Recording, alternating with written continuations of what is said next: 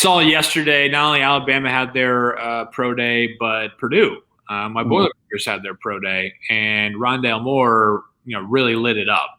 Really put on a performance physically that was impressive. Now, he did get measured at 5'7".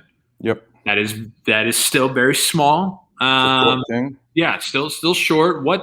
Who is a good fit for my guy Rondale Moore? Is he, after those numbers, a surefire first rounder, or does the things about his health and his size push him more into a second or third round value pick? I would be surprised if he was picked before the end of the second round. And I say that because he's really a luxury player. He is a guy at his size. I mean, you don't see 5'7" guys split out. He was listed at 5'9", and I know he can squat like 600 pounds, and he's like, he ran a sub 4.3, but he hasn't been healthy in 2 seasons. Yeah. He definitely has intriguing traits with, his explosiveness and his measurables and things like that. But he's a guy who you're most likely going to have to manufacture touches for. I'm sure he can help in the return game. You can get him in on some jet sweeps and things like that. But that type of player, there's not a ton of positional value just because you will have to manufacture touches for them. He doesn't have like a super refined route tree. When he was a freshman at Purdue and he set kind of the world on fire, I mean, he was incredible, but he was healthy, and the best ability is availability, and he just really hasn't had that. So he's definitely an injury concern. To go along with his size, I think that would definitely push him down. End of the second round is where I think you could see him go. End of the second round, you're going to have teams that are a little bit more established that do maybe have less holes than teams that are picking, lower in each round.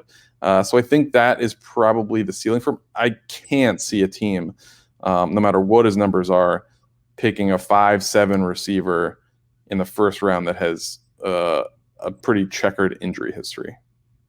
Okay. Even with, you hear it all the time, NFL is a matchup-driven league. Like, even, you try to dream about, line him up on a linebacker with option routes, or, people like a safety, like short space type of stuff. Like, the league's kind of, really important on that. Like, everybody throws out the Tyreek Hill type of comparison. Like, even with all of that, still late second round for you?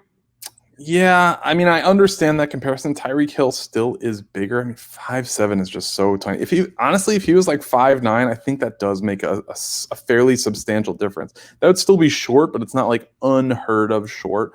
5'7", we're talking like MJD, I think, was 5'6". So, there aren't many guys that are tinier than that from a height perspective. Think about that. You split him out. What's his catch radius? You're really going to have to manufacture. He's going to be playing against corners that are 6 feet and above. So, I think it's tough. He's definitely going to have a speed advantage, but just you really have to kind of manufacture stuff like bubble screens, tunnel screens, smoke screens, like jet sweep stuff. I think if you can get him the ball in space on some crossers, absolutely. But at that size, with his wingspan, he's going to have a tough time if teams choose to get up on him and press him. So I think he's more of a luxury pick. Do you remember Dree Archer?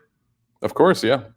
The Appalachian State? No, he was Kent State. Kent State, yeah. Out of the MAC. All that stuff you're saying, it kind of screams Dree Archer to me. And he was what, like a 5th or 6th? He wasn't an early pick. No, he wasn't. And my Steelers drafted him. And, he had a lot of those similar traits. Like you said, he's obviously super explosive, obviously, electric and can make things happen. But it really flamed out for him with us because of all those reasons you said. His size was just literally so underwhelming that it didn't matter how fast he was. So that kind of worries me for Rondale. And I'm a huge Rondale Moore guy. But yeah, all those things that you said, I'm like, is this Dree Archer 2.0? Yeah, you look at him what is he going to be like? Do you transition him almost to a Darren Sproles type running back role where he's a third down back? I don't know. I think it's going to be hard to stick in the league at that size. There's no way he can play boundary X. So you put him at 0 receiver, so he's not necessarily jammed slot. But then I don't really see it.